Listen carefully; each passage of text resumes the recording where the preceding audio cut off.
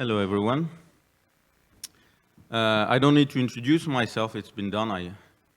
It sounded like I was important. I realized I had I have a nice background when you say it that way, but I don't know that much about the subject. What I know is what I will focus on, at least, is will be the experience of the French agency running those digital systems, and a research paper that I will focus on by OECD called Governing with AI. You have the reference in the presentation, that compared how AI is used, especially in PFM functions and especially in Treasury, across several OECD countries. So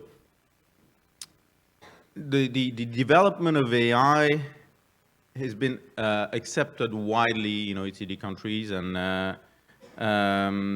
more than 2/3 of the OECD countries that were participating in this study have their own doctrine, their roadmap.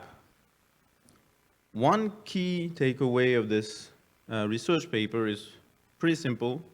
If you don't have an AI doctrine or an AI roadmap, your civil servants do, because they use AI on a day-to-day basis. So if you don't tell them what not to do, what not to share, where to look at, they are training themselves, and they have their own reinforcement plan, even at home, to use AI. So the first step for every country was to define a doctrine and to define a roadmap and say, where do we want to be in 1 year, in 2 years, in 5 years? This study shows that AI can achieve a lot, and we'll go into examples, more efficient allocation of resources, improved decision-making, improved citizen participation, personalized content like advanced analytics, service pathways for citizens, increase government's understanding of the socio-economic challenges around. But the study shows, and the communication with every country we had shows that AI can help in all these areas, but not at the same path. So a very important thing is not to expect the level of improvement made by AI to be linear across all functions. It's not the case. Some we'll go through that. Some will require more time. That's why you need a roadmap. Some require also prerequisites. And of course, AI can streamline bureaucratic tasks in all kinds of public services, and we'll go into more details on that. One quick thing, we've tried to produce a typology of a classification, of how AI can accelerate the digital shift of government functions. So we can see that it can enhance accountability, for example, and anomaly detection, or unlock opportunities for external stakeholders, or improve analytics, etc. And you can see that one of the key conclusions here is that it has spread across all public service design and delivery. We didn't find any area where AI has no impact. So that's interesting. And one of the, I don't have a lot of time, so I'm going pretty fast, but you can look at the result. But one of the reasons why is that we can see specific benefits of AI in pretty much all the use cases we were able to gather. We listed all the use cases in the different countries that participated in the study, and none of them have identified a use case where they say, no, AI cannot help. It helps in this country, but not in ours. On the other hand, many use cases are not yet started, and that's where you have this listing and of this roadmap of where to start that is needed. Another key element that I want to share is that why AI is spread across all public service and all activity is that we can see it more as an evolution on all existing technology. AI can be seen not as a new technology, but as a way to improve all your existing technology. So if you consider PFM functions, the ones on the right, data collection, budget forecasting, budget request management, resource planning, expense control, fraud detection, cash management, accruals, reconciliations, audits, program performance, and results-based management. This is what we do as PFM professional. On all of them, you use technologies to improve the productivity and the quality of the service delivered. And all these individual technologies can be considered impacted by AI. So it's a suggestion I'm making here that we don't see AI as one more technology, but as something that improves all existing technologies used in public service, or at least in PFM in our area. So obviously, all PFM processes are being modified by AI because all the technologies can be modified. But as we said, not at the same time. And this is one of the key takeaway from a Gartner study on AI, not just on public service, throughout public and private sector, that I wanted to share with you. There is no consensus on what we actually call AI. There was a mention yesterday by the EU of the definition of AI, and we could see by the definition given that, in a way, if you use this definition, it started for the past 20 years. I mean, productivity in the United States has improved a lot through RPA, robotic process automation. Is it part of AI? Well, there's a debate about that. But there is no debate about the fact that all technologies will be affected once we've reached a certain maturity. This maturity, in some cases, will take 10 years. So what we see, for example, now today, is that we have a lot of work done on producing enhanced analytics, for example, on crunching large amounts of data. This is available today.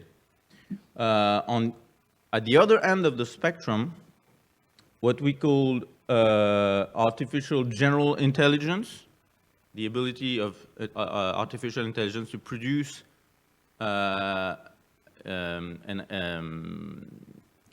analytics that go beyond what humans would be able to do and produce through multi-factor sources analysis that humans cannot produce today, is 10 years down the line in PFM.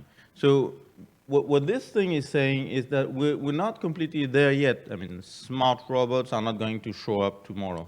What we see also is that based on experience, policy evaluation, that's something really important, is not completely implemented and ready. This is something a lot of us are working on, how to assess the relevance of a policy.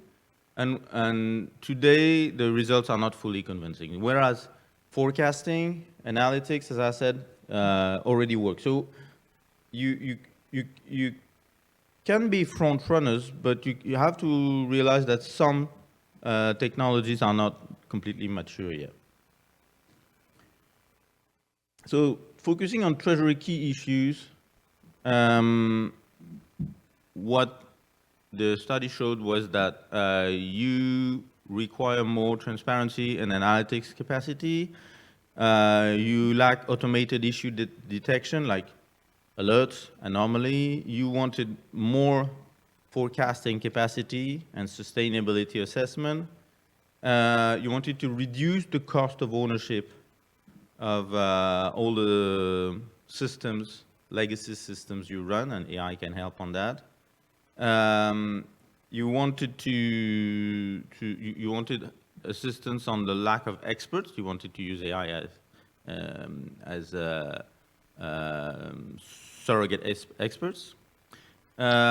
Improve integrated cash management, and generally speaking, fight data fragmentation. So all of these are like the key priorities given by the Treasury Department. So let's focus on a few key implementations that we came across and can be useful. One is predictive analytics. There was a paper published by the IMF recently called an algorithmic crystal ball. And in a nutshell, the result was not very good for macroeconomists. They made 3 groups, one of microeconomists, one of artificial intelligences, and one mixing both. And on certain areas, they said, produce me a forecast, make predictions and see if these forecasts down the line 2 years later were relevant. The winner was the group without any human. So even the mix of macroeconomists and AI was not as good as just AI. Now, the results are not that obvious. In a nutshell, you could say that if you have really unexpected events, like if you're trying to forecast the price of oil and gas now with the situation in Iran and Ukraine, you still need humans, because however good your RAG is taking into account all the different documents, you need a human to understand the political complexity. But if you're dealing with a complex statistical model and you want to use many multiple variables, AI will do better. They do the math better than us, basically. So this study is dubbed crystal ball for that purpose. The idea is that maybe it's worth looking into it as Treasury, because the quality of forecasting is impressive. Second use case, expenditure control and focusing on anomaly and fraud detection.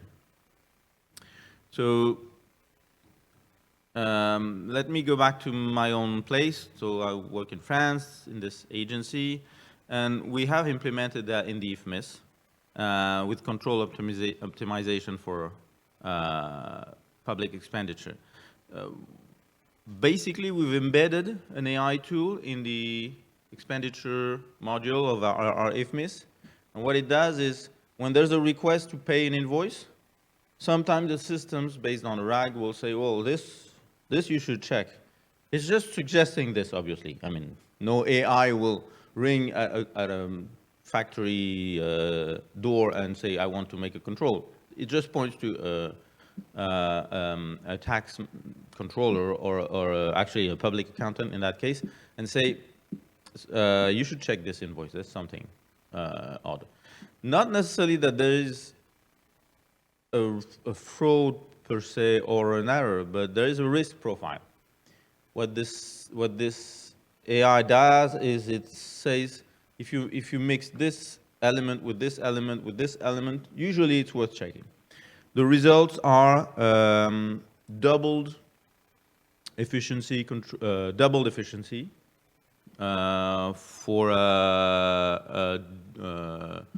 with a 35% less control. So the financial impact is tremendous. We also use AI assistance for the public officers, so that they can ask with a natural language simple questions to be able to have some results quickly. And a new tool for complete purchase to pay coherence from the e-procurement, which is run in our agency too, to the payment of an invoice. And this is where we need a data lake. Data transparency and fiscal reporting. I'm running late, I'm speeding up. Open data is not transparency. Public bodies produce more and more data, broadcast with several tools, more and more data, but that's not actually open data. In order to be open data, it needs to be understood. So one of the key improvement that AI can bring is supporting advanced communication strategy to produce something that the public can understand. And obviously a chatbot is here something that we use to try to make public finance understood.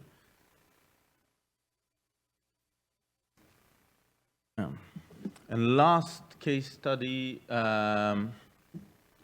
probably the key usage in every use case, country use case we've seen, is using AI to break silos. We have many, many legacy systems, all of us have. We suffer from it.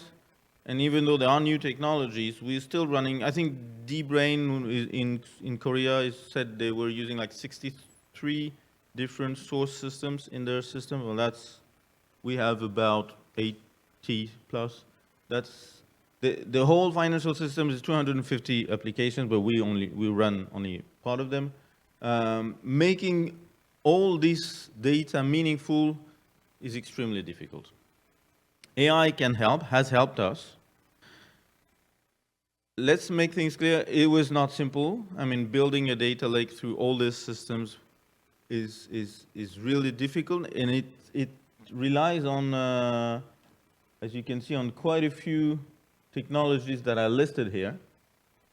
And we have systems with sometimes more than 1 million users, so that's a lot of data and a lot of technology. So it takes some time, but we have built a data lake, and we built a data lab to try to test new usage of this data and try to make more sense out of data that is now in silos. Like you have the procurement system with its data, the e-invoicing system with its data, the HR data systems, etc. And we try to make more sense across all those tools.